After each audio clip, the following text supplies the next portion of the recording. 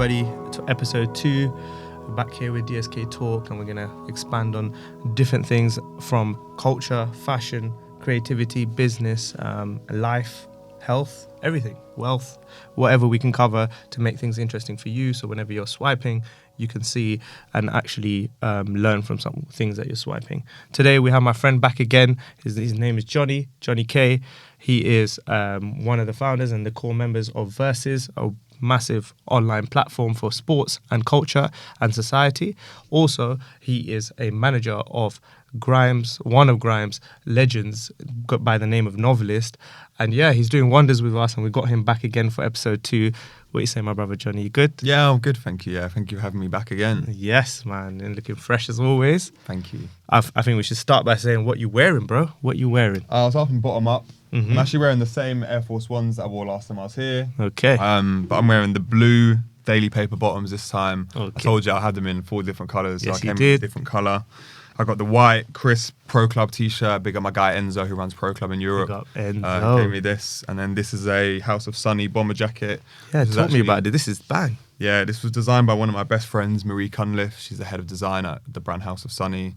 Like, they only started doing menswear sorry Marie if this isn't right, 18 months ago. Okay. But the men's stuff is amazing, and my friend designed it, so I had to cop. It's one of my favourite items. What does it say on the chest? It says take a trip, which I actually don't do any of anymore. I used to take lots of trips, but I rock with the jacket hard. So yeah, it's a heavy one. Yeah, that's it. We're going to skip the part of who you are, because if you haven't seen it, go back to episode 1 and see who Johnny is as a person and a character, and he's an amazing guy of that. We're going to go straight into what interests you about the UK music industry and the scene. What interests me? Oh, shall I say the scene or the industry? That's difficult. What interests you about the music scene to start with? I think the thing that interests me about the UK music scene is the parts of it that I'm interested in are still relatively new. Okay. Right, that makes it really exciting. You know, you look at the birth of grime. All I care about is grime and UK rap. Facts. I do listen to other music, but at its core, that's all I care about. You know, in the last episode, I said there's 2 things that move me. One is live football, the other is live music. When I talk about live music, I'm not talking about, going and watching an orchestra play. I'm not talking about going and watching a band play. I'm talking about a DJ with 2 turntables and a mixer and an MC on the mic. Yes. That's what I care about. Yeah. But that stuff in the UK is actually quite new. You look at the birth of grime, the kind of first wave.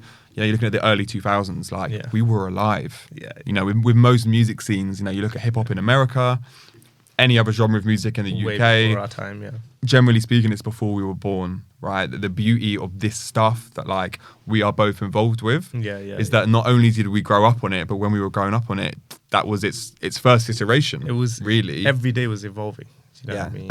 And it still is. Oh, yeah. Right? You're seeing a spread of artists, the biggest spread ever, getting huge commercial success. Yeah.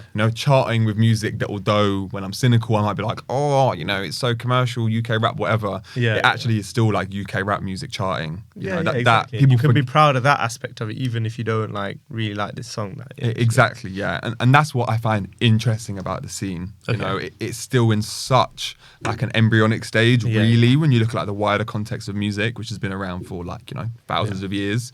You're at this tiny precipice of the present day. And that's what I find most interesting about it. And it's sick because it's, like you said, it's so early in the stage of it, just beginning. There's still those dips of, within commercial aspect of it, there's a dip of it's not being interested anymore, and then it comes back up to in core interest of people, and then it's it will disappear again.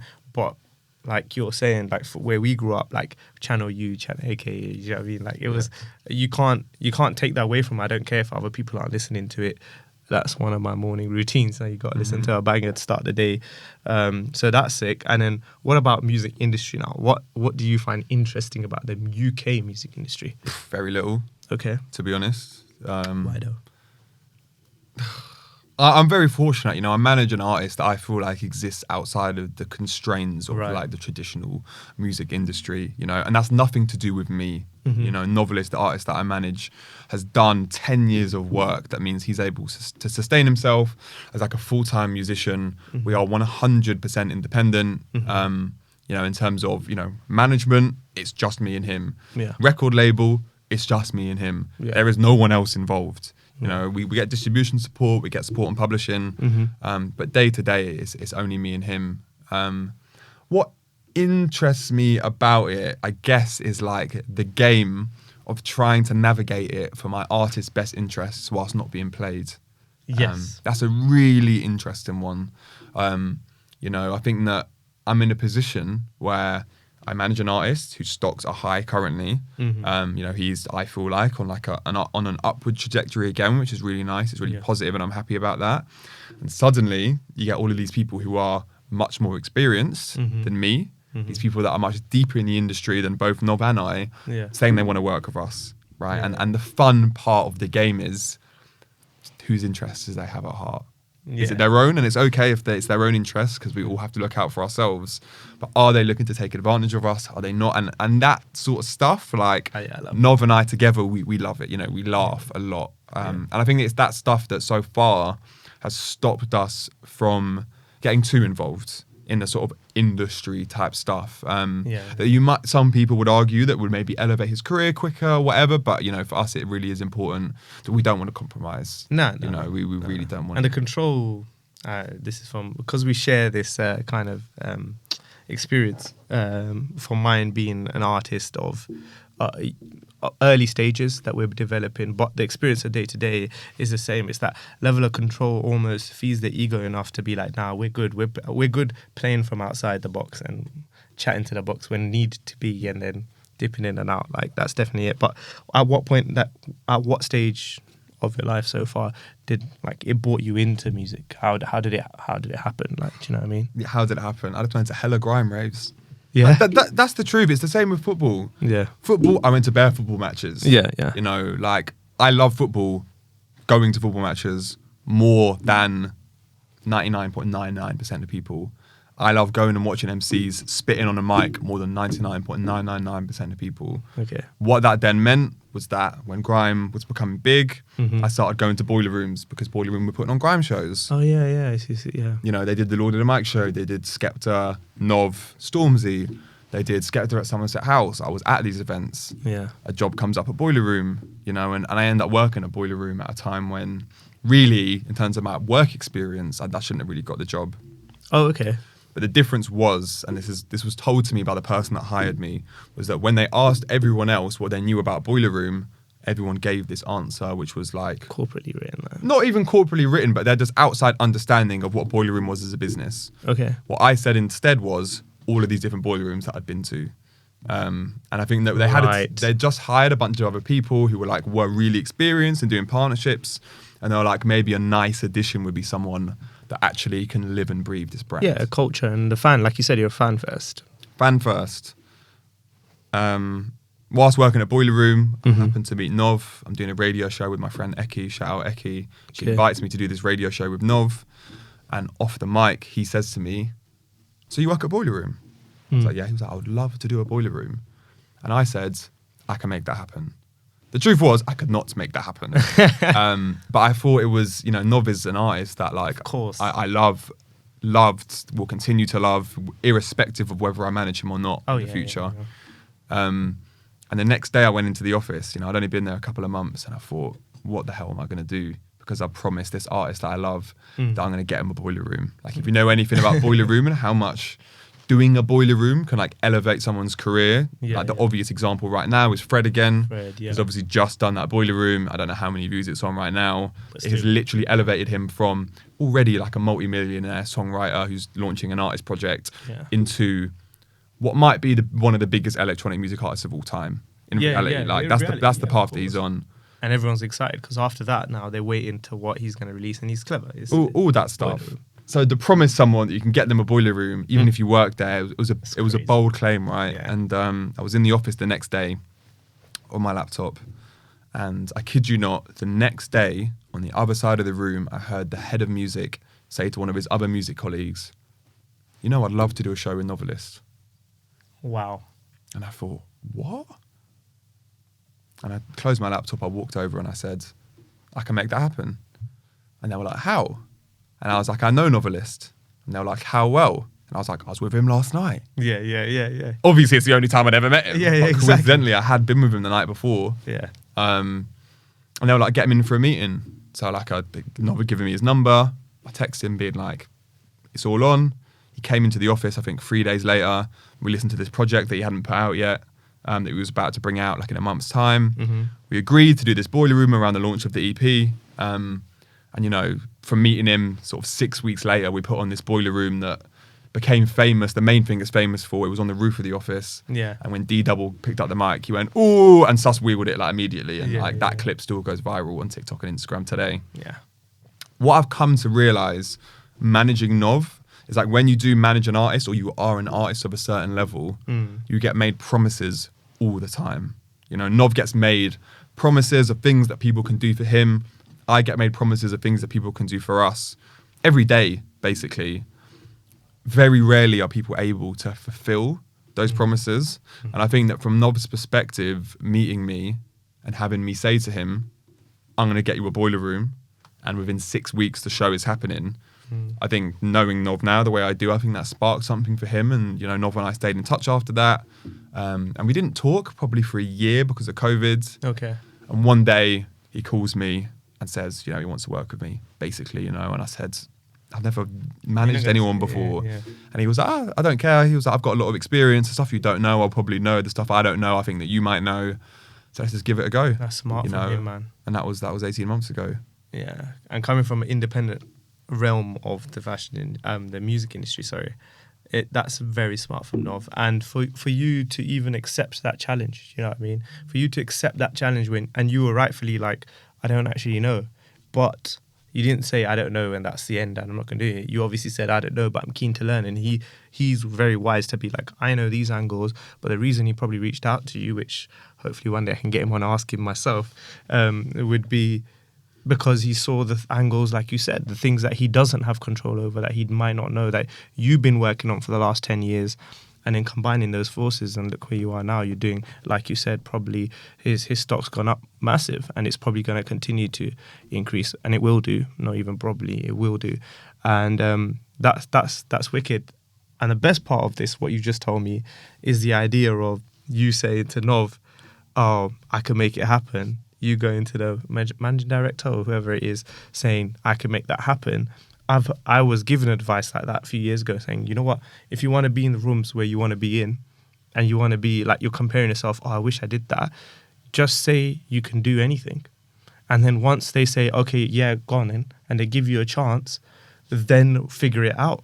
And I didn't know if that was the worst advice ever or the best advice ever, but so far, not going to lie, bro, I'm on the same boat. You know how many rooms I've been into and I've said, yeah, I can do that. And then they've said, go on then. And then the reality kicks in and then your heart starts racing. Mm-hmm. And you're like, shit, I need to figure this out. But that at that point, you figure it out. But if I was to sit there thinking, when I approach Novelist, or I'm going to approach, for example, from your perspective, when I approach him, I'm going to say it like this, I'm going to do it like this. Never happens. Never, ever. But when you had him in front of you and you said, yeah, I can make that happen without a flinch, and then made it happen, like, and I think that's the beauty of risk taking. I think the last time you came on, you told us that you made more mistakes than you did positive things. Yeah. And the other thing that I've learned is the people who I meet that have made more mistakes are more successful. Full stop. I don't like the people that I speak to that say they don't make, I've lived a pretty safe life, it's been all right, like mistakes have been here and there. Okay, cool. But the people who said I make mistakes so much more than my wins are the people who I know in the next 10 years, I'm going to look back at these documentaries and I'm going to be like, shit, they said it. They said they were going to continue making mistakes, but they also said they're going to reach the top, and they do. So that's a win there, like 100%.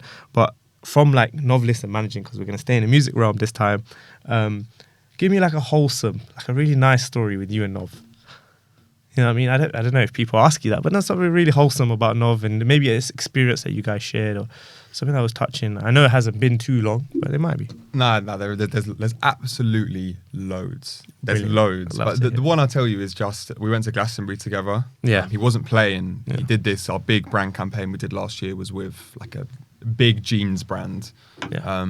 And they took us to Glastonbury. Mm-hmm. And it was kind of mad that we went because we had to camp. We were camping in VIP, but we had to camp, and I'm not a big fan of camping. Nov isn't a big fan of camping. But we camped, we shared a tent as well. And I think we only ended up staying 2 nights, and then we left because we had a show in Manchester.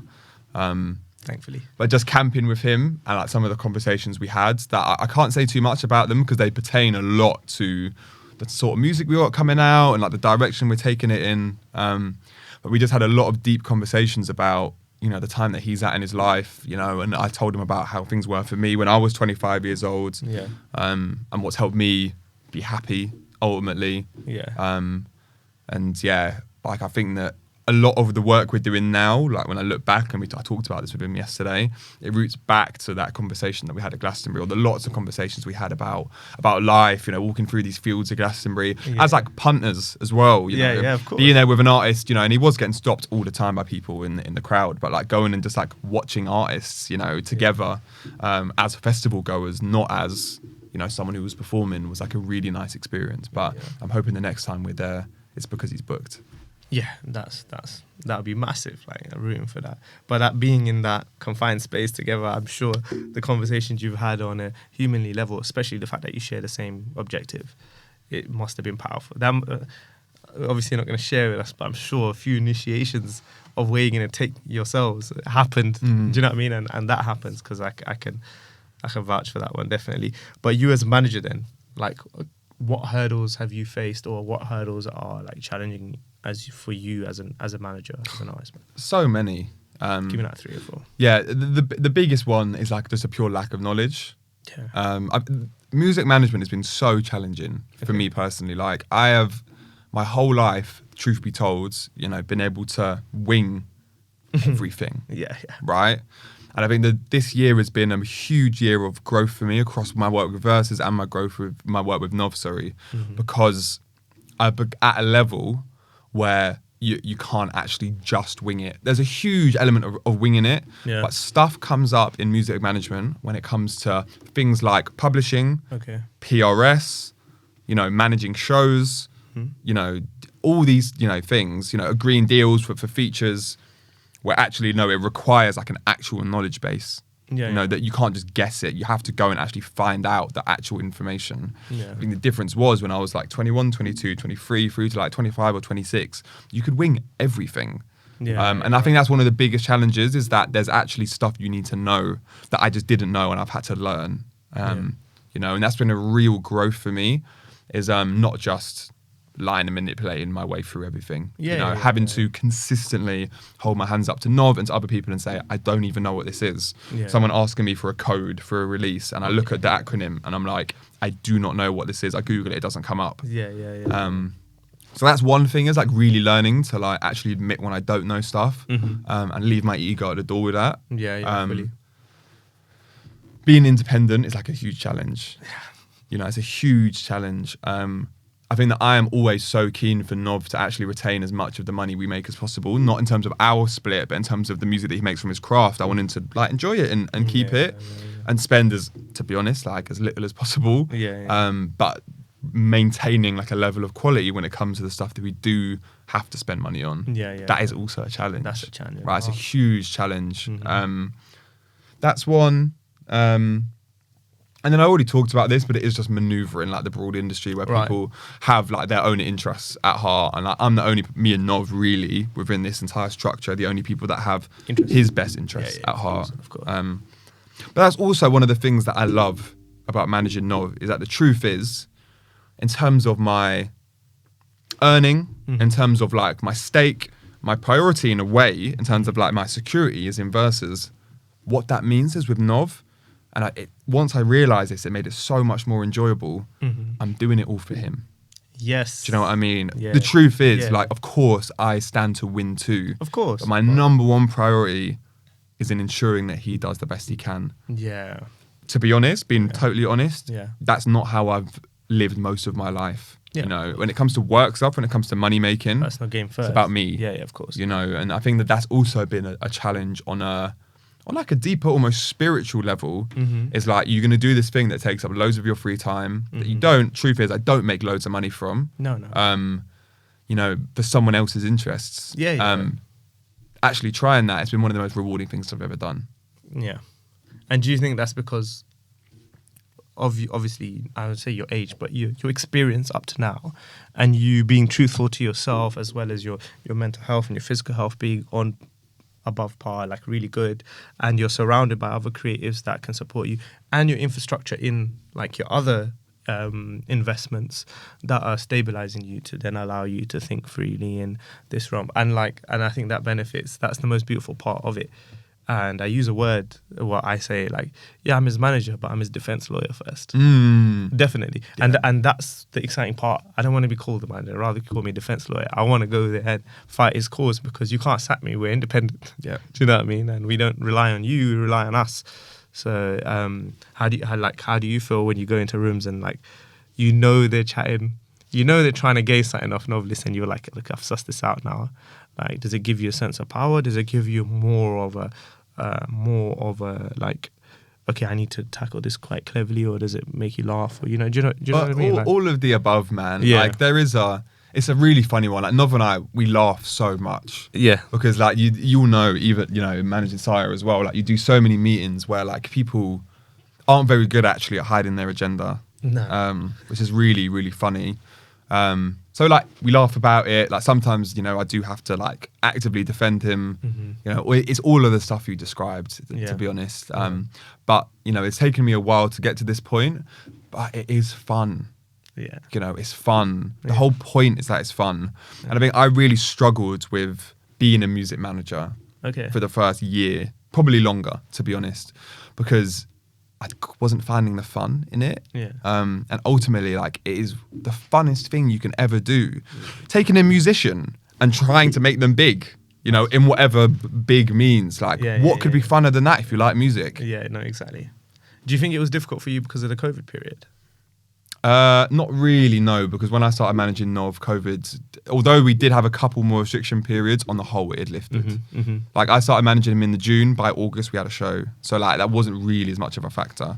Yeah. I was gonna ask like what is the best part about being a manager, but I think you have described it. But if you want to add anything to it, like what is the best part about being a manager? If somebody else would want to, the younger selves would want to future, or they have friend circles that are artists that they think that they can add value to them in support system, like what's the best part about it? The best part about it is Nov being happy. Like that is the best thing, when he turns around and is genuinely happy with how things are going across the board. And right now he's in that place. That's where he's at. Probably for the first time, he's getting his flowers in terms of recognition. We've just put an EP out, getting good reception. He had a project we put out earlier this year that did really well. We're going into a new year. We've got some really interesting stuff lined up from a brand perspective. Across the board, like, it's good, and we've done all this stuff on our own. And that's the most satisfying thing, knowing that he is happy with how it's going. And he is, and I think that if you are the sort of person where that is going to make you happy, like, helping someone else's growth, it's like the perfect thing, right? Yeah. Like, my biggest passion outside of football and music is around like helping people have self-belief. Yeah, fact. Right, because that we talked about it last time I was here. Yeah. I've come from a place where I didn't have belief in myself, and I now have belief in myself. Yeah. Right, and you learn so much if you've been on that journey yourself, from how you get from A to B. And once I've done it, I'm like, right, how can I help other people do this? Yeah. And outside of my work environments, I do a lot of that stuff. Yeah. But now it's like I have such a direct route into it with Nov. I've got this person who's almost entrusted me with that. Yeah. And it's like, that's where the motivation comes from. Yeah. Were you always like that as a kid, like trying to help people? No. Okay. No. If I didn't say this clearly enough before, like, the way I lived most of my life was as like an egotistical, like self-centered person. Yeah. And although I might have given an air of trying to help people, the truth was the motivations for that were only ever to make myself look good.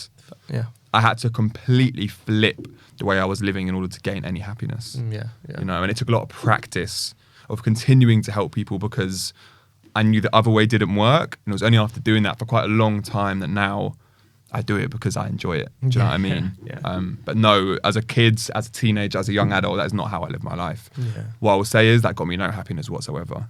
There you go. And that's good realization that you had. Yeah. And, you know, it's good that it's brave on you to even say it, because most people wouldn't even say it. But you're aware of it, and because you've improved on it, it's minor just to say it now. Which is sick to see you at that point as a friend, to like see you've come out of that, and not only come out of that, evolved, and now you're teaching people not to do that. But when you're not directly telling them not to do that, you're just showing them other ways to do things, and that's sick. And obviously you're around Nov, who in my perspective is an A-lister, but whatever the system classes him as he is, but he's around some really cool people. That makes you around some really cool people. So I wanna get a little juicy story. Like, tell me a quick like celebrity story that you thought, okay, that was sick, like you were in. A celebrity story. Yeah. This isn't a celebrity story. I wouldn't call it a celebrity story in that sense. Okay. But our last headline show, which we did in collaboration with Lewisham Council, as part of Lewisham being the London Borough of Culture, we did a show at this like famous venue in Lewisham called the Albany Theatre, like a very traditional style like theatre venue. And like Skepta picked up the phone to Nov and said he was going to come through. Which obviously, whenever that happens, it's not the first time it's happened, but this time in particular, it was just amazing, you know, to be with. My brother worked for us for that show as well, like doing the videography. Okay. And Skepta, he does this thing where at the end of our shows, not always, but a lot of the time, like Nov will perform like a set, and we'll reserve maybe 15 minutes for like a grime set at the end, because it's what the fans want. I'm not gonna lie, it's what I want. Yeah, of course. For the culture, like Nov, obviously, as a live grime MC, there's very few people better. Yeah. And Skepta came through, DWE came through, Jammer came through. But Skepta, I was behind the decks, and Skepta does this thing where he stands facing like away from the stage, and he does this thing where he'll get someone to give him a mic, and when the beat drops, he'll just turn around, and suddenly everyone in the crowd sees that suddenly Skepta is there. Oh my! And I would go mad. And being there on the stage with like Sus is Nov's DJ, who like I love him as a person. Like me and him are friends. Yeah. Nov is there. My brother is there. All the other people in like the Navy music group, which is like Nov's crew, are there. Yeah. And like, you know, the biggest, really, in my opinion, the biggest person from that scene. You know, I believe Skepta is bigger than Dizzy. Now. Oh yeah. Well, I don't think that's arguable. Yeah. Now. Yeah. That was a moment. You know, that was. Of course. That was a moment. Yeah. As a hardcore Skepta grime fan, to see all these guys on stage doing that and still continuing it, and the main thing is to see crowd reaction. Like, I can imagine you watching the crowd thinking, yeah, like it gets you more gas to see that people are not still supporting it because it's not going anywhere like it's supposed to be dying, but it was more like, yeah, cool, like I'm glad that we share the same importance of how sick these guys are on stage, because, you know, unfortunately the way the world works, or the way life works, is in the next 50, 60 years, we're not going to have these guys on stage.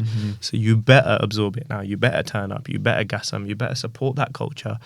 So, oh man, that's sick that you said, yeah, you know, Skepta pulled up. And more than that, you got to remember, if I was not managing Novelist, I would have been in that crowd without a shadow of a doubt. Jeez. I'll tell you a little story about that. This reminds me of this, just as a quick aside, but Nob's last headline show before COVID was at Village Underground. Sold out show, huge show. One of the best shows I've seen him do live. And I bought a ticket to that show. We went with one friend, bought tickets, queued up as normal punters, went in, like I knew Nov a bit, but not like super well. And I said to my friends, you know, I think that Nov, if with the right manager, he could be even bigger than he is. And I'd completely forgotten that I'd even ever said that. And the day of that show that I'm talking about, my friend Jack, big up Jack Siggs, he said to me, do you not remember? I was like, remember what? He was like, what you said at the Nov show at Village Underground. And I suddenly remembered and I'd completely forgotten. So, you know, if it wasn't for managing Nov, I would still be going to his shows as a fan. Through really serendipitous circumstances, I ended up on the other side, managing him, being on this side with Skepta, DWE, Jammer in front of me spitting, and I'm standing behind them, behind the decks. It's not really meant to be like this, to be honest. It's just how it's ended up. But it is. But it is. But the reason being, not because, it's happened and it's egotistical, it's because, you know, you played your cards right and you followed the things that you love to do. And now you're in these spaces. And when Nov obviously had a conversation with you, he saw that honesty in you. He, like he said, he's been in so many rooms where everyone's bullshitting him. So he obviously spoke to you and thought, right, not only did you execute, what you're talking sounds like someone I need besides me, not in front, like you in front of him, and he's like it makes sense you're there, bro. The fact that you said even if you didn't manage Nov, you would have been in the crowd, means he's so smart for picking you in his squad, because that's a key element. Like that's what businesses are missing out on. Like you said, the reason why you got the boiler room job, whoever picked you for that role because of what you said, has a Nov mentality in that sense. Do you know what I mean? To see that you would have been there regardless, even if you weren't there. So it is and it isn't. Yeah, I mean, you have to thank for the way it works, but of course you had to be there. So like that's wicked. Like, and that's nice because people get to know you as a person and how you would have been even if you did nothing. Do you know what I mean? You would have turned up, you would have gassed yourself, you would have spent your hard-earned money in indie sets just to feel immersed and be part of the culture. But as a brand new manager, like what advice would you give like a person who's saying, okay, and maybe an artist approached them or they approached an artist and they've said, okay, manage me. What would be the first advice you'd give that guy? Or girl, yeah. The thing that you got to do is you got to reach out to every music manager you know. If you don't know any, reach out to music managers you find on LinkedIn, Instagram. I think one of the things about music management that is actually really nice is that the other independent music managers will make time to talk to you. It is my experience of it. Like people will make time. Everyone will say the same thing, which is, so this is what, when I started music management, it's what I did. You know, I rang, and luckily I had people in my network who were already doing it. But every person said the same thing. There's no script. You just do it. You know, I must have heard that so many times, and it is true. You know, that is the truest piece of advice, but still you'll get little nuggets from different people that will really help you. And still now I pick up the phone to people like Big Up Gilbert Johnson, you know, Bobby, they know who they are, you know, much bigger music managers, been doing it a lot longer than I have. They kind of know what they're doing. And these people will generally, in my experience, they will give you all of the time of day. Because ultimately, although there's like a small element of competition with music, unless you're talking about two directly competing pop artists, there's so much space for everyone to succeed. That really there's no competition. That people will actually give you like lots of time, lots of advice. So that'd be the number one thing, is like seek advice, because you will get it. Yeah, and that's beautiful. I think that's putting it aside and tackling that first is probably the best thing you could do.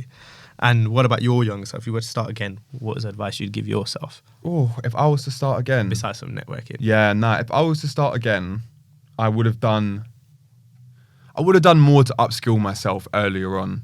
You know, I kind of winged it a little bit too much and then had to backtrack later on. Like, you know, I did buying books, like music management books, like watching YouTube episodes, listening to podcasts. I do a lot of that stuff now. I should have done more of it at the start, because that stuff is actually also super helpful. There is a lot of just broad resources out there for us, you know, for you to be able to access. If I went back, I would do more of that. I also would just have taken it a little bit less seriously. And I don't mean that in terms of like not trying as hard, but I was just holding on for dear life, hoping that I didn't let go of this opportunity. And as a result, it meant that for the first year, probably, it didn't leave that much room to actually enjoy it. It's only now I've been able to... It's an artist that you actually admired. You didn't but not rightfully. Like, you know, I put so much pressure on myself to the point of not being able to find much enjoyment in it. With anything, genuinely, what is the point of doing it if you're not enjoying it? Facts. I've lived that life. I've done jobs, corporate jobs, you know. I've ended up in this arena where I, you know, work at this football platform that I love and I manage an artist that I love. It wasn't always like that. I had to transition, and I look back now and I had to go down that path. If you don't love what you do, there's so much in the world, you know.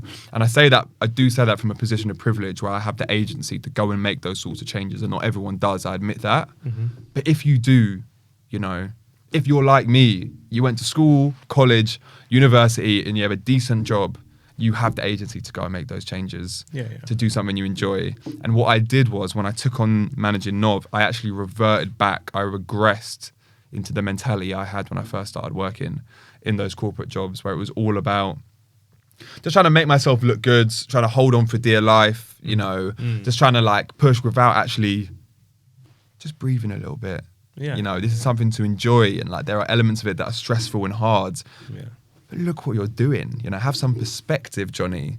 Yeah. Like, look at the stage you're standing on. Look who's there. Yeah. The rooms you're in. There's so much to enjoy, and I do enjoy it now. But it just took me a little while to gain that little bit of perspective. That's mad that you said that, because I had to learn reflection, like 100%, because I'd be full throttle doing 10 million things, just trying to, for egocentrically, I want to be the best, so I'm going to do 10 million things. But it's like, if I did just, let's say 10 million things, let's say 10 things, if I took a step back and just did 5 of those things and kept reflecting, saying, oh, you know what, I've achieved this at an earlier stage of my career, whatever you want to call it, I would have been much more further than I am right now. Not that I'm not happy with where I am, but that's what it is. It's the reflection. When you learn reflection after momentum, you have to learn momentum. That's your own battle that you got to battle with yourself. Once you learn momentum, and then you start growing your network, and then you start reflecting, the sooner you can do the reflecting part after momentum, the better the journey would be. Forget the fact that you will be bigger. You will enjoy the process, like you're saying. Yeah, facts. They say the best thing about being truly grateful for what you have is it means you will get more. Yeah, that's mad. That's beautiful. I need that as well, so I need to write that down. I'm going to re-record that and save that. So you lot should save that as well. From away from advice, tell me something. Tell me about Novelist, bro. What is he like? People want to know. The people should know. Listen, I'm not gonna air his business too much, Of course. But what I will say is that he is a joy to work with, in that he has big ambitions. Mm-hmm. He's someone that's very centered in himself. Like, if you ever meet Nov, which I know you have on that evening that we met, he knows himself. And I know myself, and two people coming together that both know themselves, it actually makes for like a really enjoyable experience, because I'll be honest, most people you meet in like a day-to-day working environment or in the creative fields or wherever it might be don't know themselves. That's not an issue. I've only learned to know myself recently. They're just still on that journey, and everyone's journey is different, and that's cool. But when me and Nov connect, which is every day, it's actually two people that know themselves meeting together, and it's a very different perspective and very different conversations that you have. I get it with him. I have it with my brother, my girlfriend. There's not many people beyond that I get that from. Yeah. I hear that. And that's really nice. But he's fiercely independent as a person. I think one of the pleasures about managing Nov is that he will say no when he doesn't want to do something. And also because I have been humbled by my experiences. Him saying no to me I don't take it as a personal affront. And it's a really nice thing that he knows that he can say no to me. When I say I think we should do this, he will say no, he'll explain why, and we'll move on. Right. Equally, if he says no and I say no, this is why, he'll hear me out.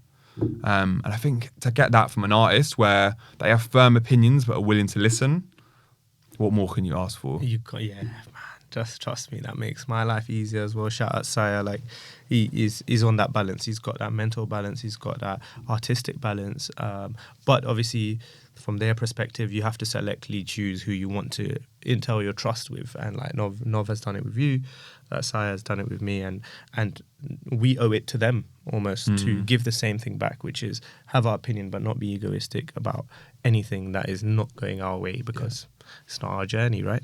But that's sick. And what's next for you two? For you and Nov? Bit bigger and better. Yeah. I think it took me a while. I will say this about Nov, right?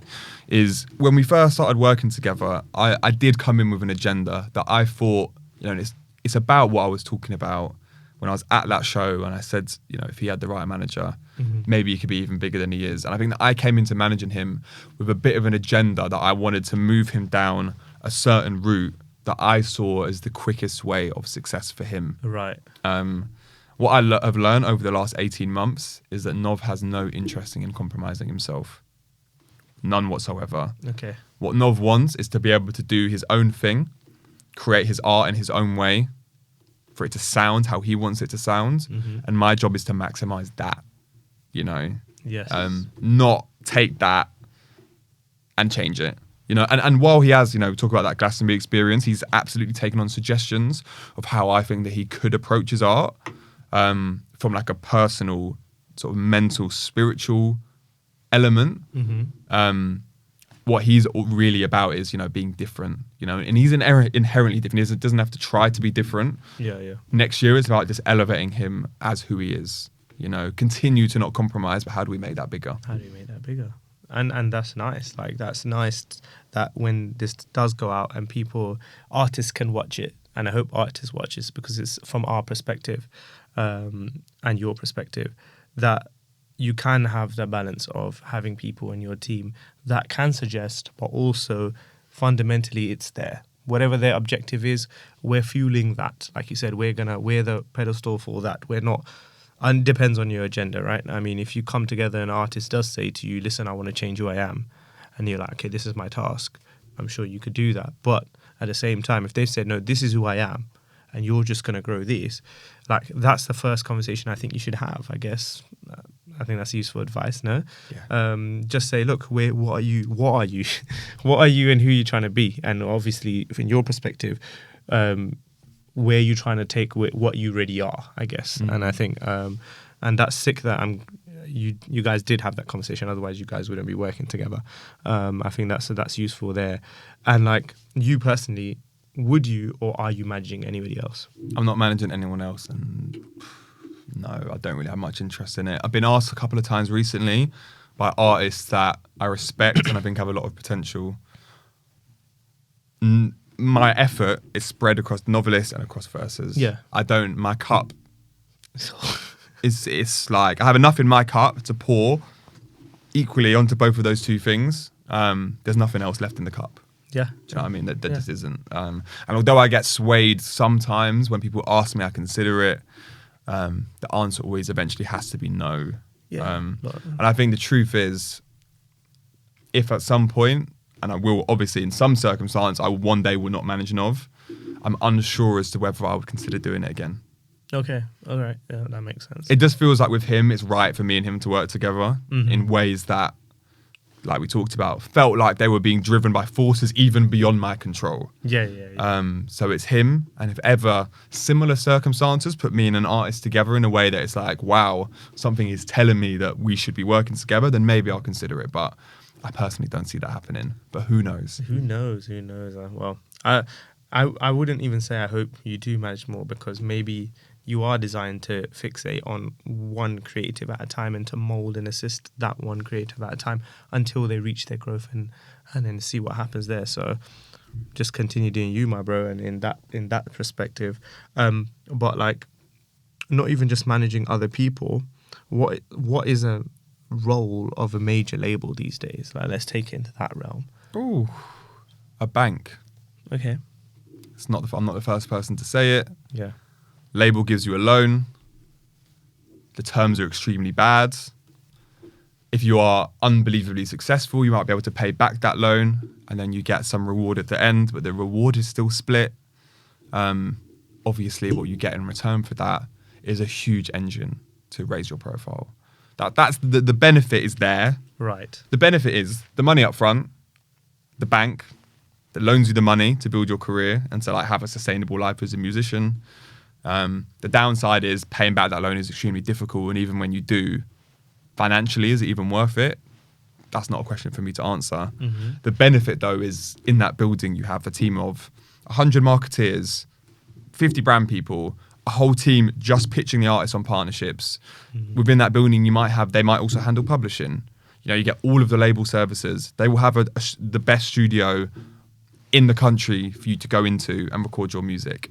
They will put you in sessions with other artists that you wouldn't have access to who are also signed to those labels. Yeah. So there are upsides, but at its core, they play the role of a bank. Yeah. If you don't need a bank, there are ways of getting the other stuff, is my opinion. Yes, that's it's not even a secret. It's the internet. Do you know what I mean? It's how we're doing it, how we in touch.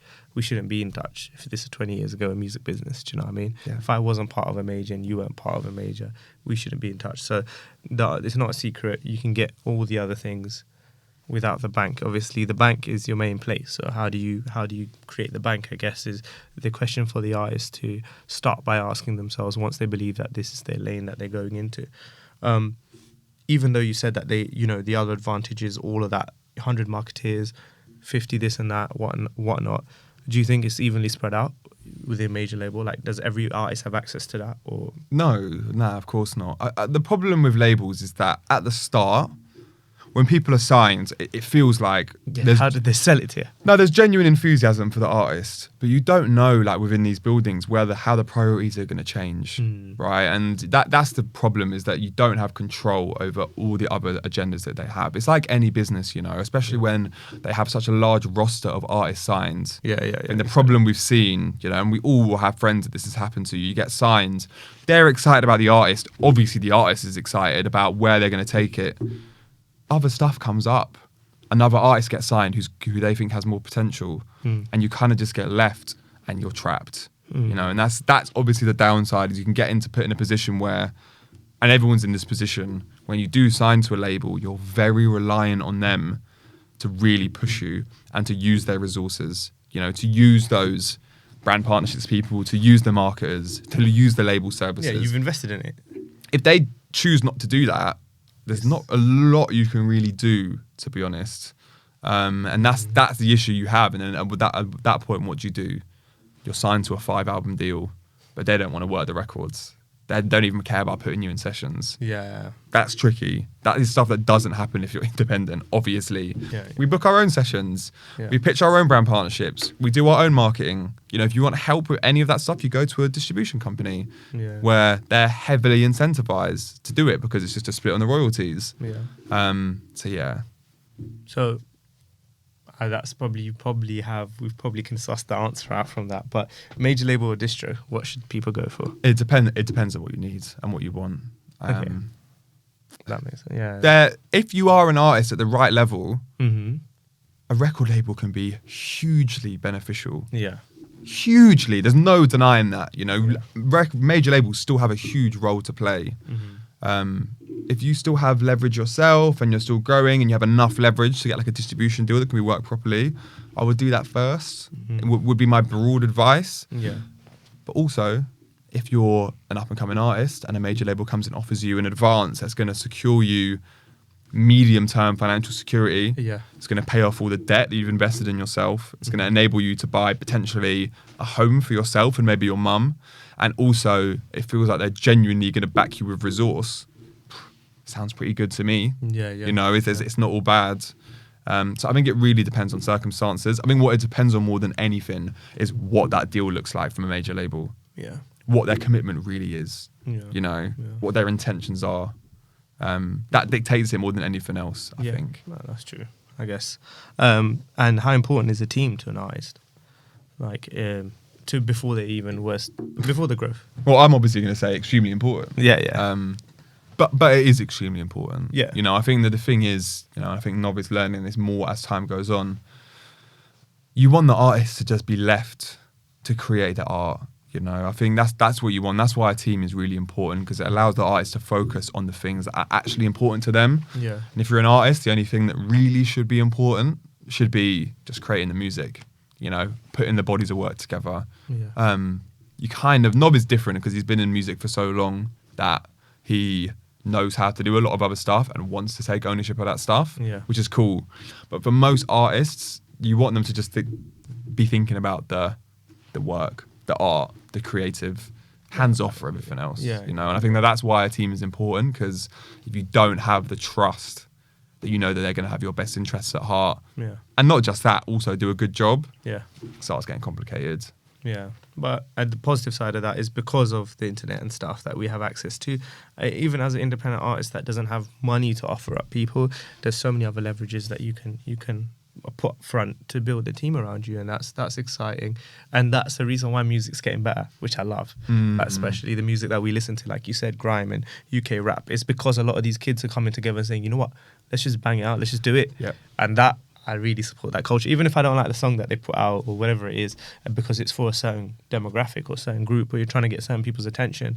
I love the fact that if you put out music from our perspective, I know the different decisions that you've had to come to connect with graphic designers, videographers, obviously studios, mastering, mixing, all of this stuff, and then getting to the point of rollout, and then for me now, I'm at a point where I'm watching rollout as the most exciting thing ever. Who's doing what to roll out, and yeah, man, I think we'll get you back in another time to discuss what's a really sick rollout. We'll get into all of that, but just to end this off, what does culture mean to you, my bro? Yeah. Culture is interchangeable with community. Yeah. For me. Yeah. They're one and the same thing. Yeah. That's where culture is created. It's where culture lives. It's within community. Yeah. I think that's why it's hard for brands to create culture, because they're not actually part of the community that's creating these what they might call culture. So that's what I'd say. Yeah, that's what I would say it is. Culture, community, same thing. Yeah. And that community could be like a community of people who are doing knitting together. Yeah. It could be GRIME community. Do you know what I mean? Like, the culture and community exists across everything, That's it. And thank you once again. But before we finish, this segment, I know I didn't ask you last time because I knew you'd come back. But this segment, I'm going to go through 3. Some are statements, some are quotes, and some are just knowledge that happen.